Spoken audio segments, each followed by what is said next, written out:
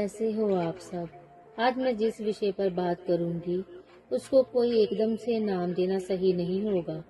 उसको बहुत अच्छे से समझना होगा, जैसे कानून, इंसान, डिप्रेशन, ओवर थिंकिंग और आपकी जर्नी जिस पर आप चल रहे हो अभी। ये बहुत सी चीज़ें आपस में कनेक्टेड हैं।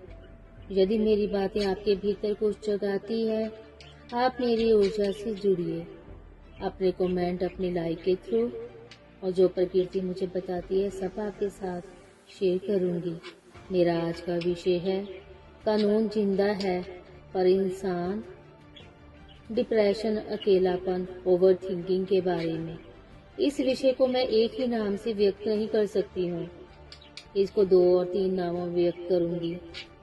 जैसे इसको अंतर्बिरति, एक और नाम से भाव निष्कासन। ये चीजें शोर मचाकर नहीं आती, ये चुपचाप से आकर इंसान को उसी से दूर कर देती हैं।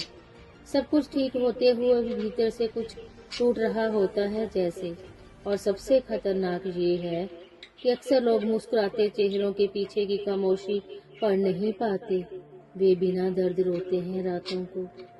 उनकी बातों में मुस्कुराहट होती है पर आंखें झूठ नहीं बोल सकती, सब बता देती है।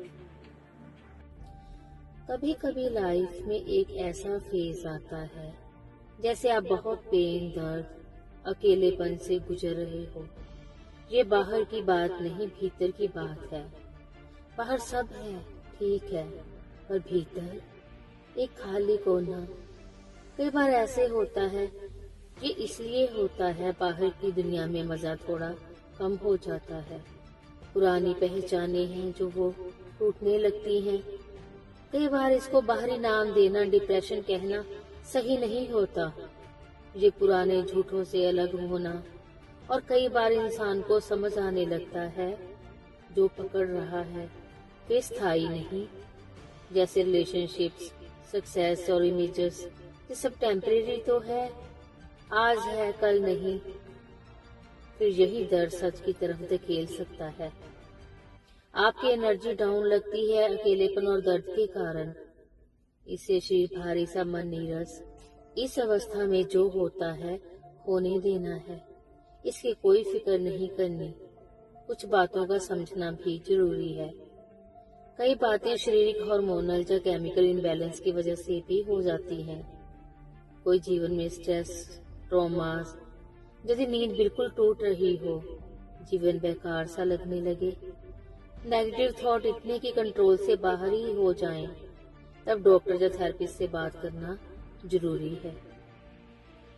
कई बार डिप्रेशन इसलिए भी आता है जो आप सच में हो वो जी नहीं पा रहे हो। जब आपका इनर ट्रूथ दब जाता है अंदर से, आप अंदर से और बाहर से अलग, तो अंदर अंधेरा सा होने लगता है। पुरानी पहचाने टूटने लगे, बोझ लगने लगे, अंदर अंधेरा। यहाँ पर अंधेरा विनाश मत समझो, परिवर्तन का आरंभ भी हो सकता है। मत समझो इसे कमजोरी, ये टूटना भी एक रचना है। जो बिखर रहा है अंदर, शायद वही नया जन्म लेना है। जब सब बेकार लगे और मन चुप हो जाए, समझ लेना धीरे से कोई समझा रहा है। रुको मत, ये रात अंतिम नहीं, अंदर की सुबह तैयार खड़ी है। तुम हार नहीं रहे हो, तुम बदल रहे हो। और याद रखो, तुम बदल रहे हो।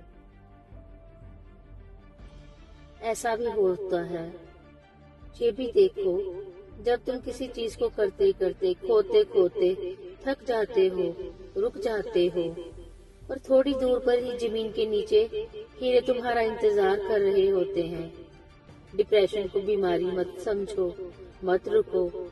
शायद तुम हारे नहीं, जीत के एक कदम की दूरी पर ही हो। जब इंसान दुनिया से नहीं, अपने ही भीतर से धीरे धीरे दूर होने लगे, ना नफरत, ना गुस्सा, कुछ भी नहीं किसी के साथ, बस भीतर से ही हट जाना। ऐसे इंसानों का लोगों के बीच तो रहना, बातें भी करना, मुस्कुराना भी, सब करना, पर भीतर से ये कहना मैं यहाँ तो हूँ पर शामिल नहीं हूँ। ये डिप्रेशन जैसा लगता है पर ये उससे अलग है। डिप्रेशन को लोग बीमारी कह देते हैं, पर इसमें ये कहा जाता है मुझे शोर नहीं चाहिए, मुझे समझ चाहिए। इसके लिए मैं एक और शब्द यूज करूंगी, भाव निष्कासन। ये सब अवस्थाएं हैं जब भावनाएं मरी नहीं होती, बस मन ने उन्हें बाहर निकाल दिया होता है, क्योंकि बहुत चोट लग चुकी होती है भीतर। इन अवस्थाओं में इंसान कमजोर नहीं होता, वे बहुत अधिक सह चुका होता है। ये अवस्था तब आती है जब कोई बहुत देर तक समझता ही रहा पर वे खुद समझा नहीं गया। वो बहुत देर तक मजबूत बना रहा, खुद को भरने का समय नहीं मिला उसे। तब मन एक सेफ्टी सिस्टम सा बना लेता है अंदर, और वो कहता है तुम कम महसूस करो तभी बच पाओगे, मत महसूस करो अब। ये कोई बीमारी नहीं है, ये खुद के बचाव की अंतिम भाषा है।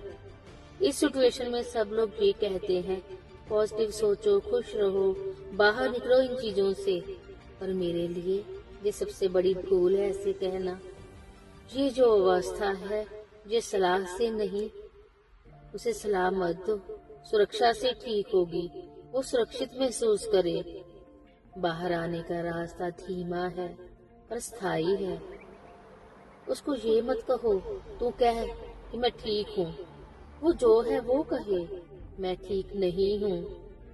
इस वाक्य से मन का 20% बोझ हल्का होगा।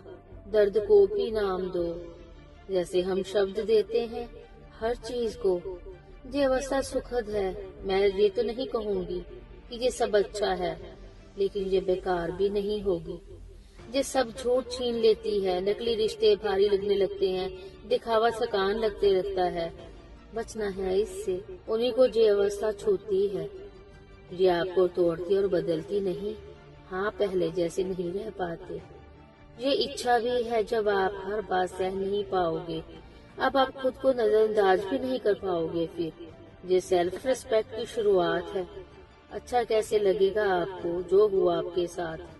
आज नहीं लगेगा, कल भी नहीं लगेगा शायद, लेकिन एक दिन आप ये जरूर कह दोगे अगर ये सब नहीं आता मेरे जीवन में तो मैं खुद से कभी भी न मिलता या मिलती, और वही दिन अच्छा लगने का होगा। आप अपने हालातों से रोए नहीं, इसका मतलब ये हरगिज नहीं कि आप टूटे नहीं होंगे कभी। आप हंसे पर हंसी पूरी नहीं भी होगी। आप कभी भी कमजोर नहीं, बस बहुत देर तक मजबूत बने रहे हो। अगर महसूस नहीं हुआ आज कुछ तो भी सब ठीक है। फूल हर मौसम में तो नहीं खिलते। एक दिन दिल खुद ही कह देगा चल थोड़ा सा और जी ले, और वही बहुत होगा, बहुत से भी बहुत। एक प्यारी सी बात जो बस सोते हुए खुद से कह लो, अगर मेरा मन बच्चा होता तो मुझसे क्या कहता, क्या कहती, बस आप ही वही कह देना। मुझे कुछ ठीक करने की जरूरत नहीं।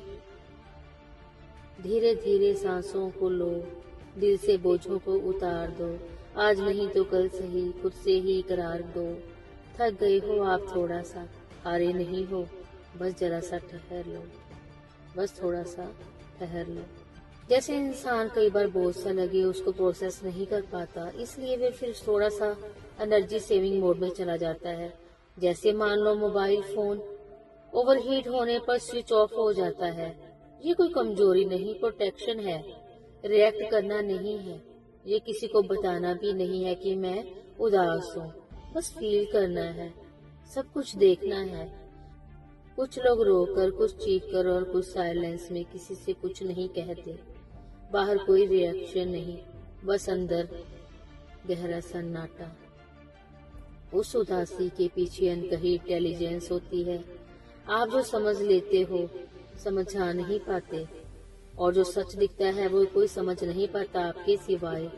इसलिए कई बार दिल कहता है बोलकर फायदा ही क्या, यही उदासी शट डाउन है। फिर कुछ लोग सोच लेते हैं कुछ बुरा हुआ होगा तभी उदासी है, पर कई बार उदासी सिर्फ आपकी ही कहानी नहीं होती, दूसरों की फीलिंग्स या सत्य जो सत्य नहीं, इल्यूजन, बोझ भी कैरी हो जाते हैं। जैसे बिना बोले दुनिया की आवाज सुन लो। इस समय आपको अकेला रहना चाहिए, क्योंकि फेक बातें नहीं कर पाते आप। सरफेस लेवल आपको और थका देता है। ये उस समय एंटी सोशल नहीं, ट्रूथ ओरिएंटेड नेचर है। आप दुनिया से नहीं, अपने आप से झूठ बोलने से रुक जाते हो, इसलिए सब कुछ रुक जाता है, बेकार लगता है आपको। थॉट, वर्ड, मूवमेंट, ये वाली उदासी उन लोगों को आती है जो ज्यादा महसूस करते हैं। ये सब तब होता है जब आप बहुत देर से संभाल रहे होते हैं चीजों को, दूसरों के इमोशंस, सिचुएशंस, एक्सपेक्टेशंस, बिना बोले शिकायत। उस समय बोलना बंद कर देता है दिल, वर्ड, शब्द बेकार लगते हैं। मैं सही हूँ का जोर नहीं, गलत कह दो। इसलिए कई बार लोगों को लगता है कि आप लॉस्ट हो गए, पर ये सही नहीं, असल में आप अपने अंदर हो। बाहर की तरफ भी आते हो तो इसके बाद स्लो, पहले सिर्फ देखते हो, फिर हल्की सी मूवमेंट करते हो, फिर बोलते हो। अगर इस फेज को गलत हैंडल किया जाए तो खुद पर डाउट बढ़ता है, लोगों से कट ऑफ हो जाते हो। मैं ठीक नहीं हूँ ये लगता है, पर ये सच नहीं। सच ये है, आपका सिस्टम गहरा है, कमजोर नहीं। मैं अपने अगले वीडियो में कानून के बारे में इसी रिलेटेड बातें करूंगी कि कानून कैसे जिंदा है और इंसान धीरे धीरे मर रहा है, उसके बारे में थोड़ी जानकारी दूंगी। जो भाव भीतर अटके थे उन्हें अब मुक्त करो, जो भाव भीतर अटके थे उन्हें अब मुक्त करो। अंतर्वृत्ति जब स्वीकार होती है, भीतर नई ऊर्जा भरती है। रोकना थकाता है, बहना जगाता है। रोकना थकाता है, बहना जगाता है। आज जो छोड़ दिया तुमने, वही प्रकाश बनकर तुम्हें फिर से जगाता है, वही तुम्हें फिर से जगाता है। धन्यवाद आपका बहुत बहुत।